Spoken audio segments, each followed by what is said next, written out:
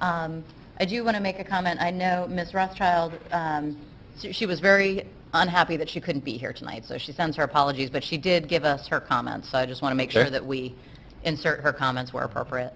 So she said, on objective 1, she feels strongly that we need to add a measure of success that says, over the next 5 years, 80% of middle school students will score a 4 or higher in ELA Park.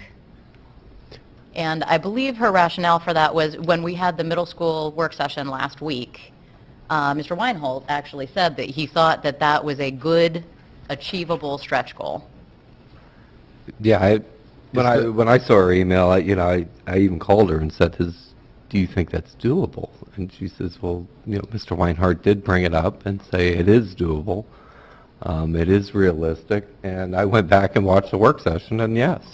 I mean, so is that something we would wait until we set our measure goals? It is the second measure. Students in grades 3 through 11 will score proficient advanced on MEMCAP. I mean, that essentially is what she's saying. She just wants that number to be 80 for middle school ELA. If I could suggest something, I believe she thinks that we want an 80% proficiency level on middle school ELA Park in 5 years, that would be the 5-year goal, right? But we also would want to set up a continuous improvement goal. So once we know what our baselines are and how we're going to measure it, like based on the second bullet point, that we could make that a 5% improvement per year or something like that in order to achieve the 80%. Does that make sense? yeah. So we sort of structure the improvement goal in that way. So that's a separate measure on its own, 80% in ELA, or is that a goal within that second bullet point?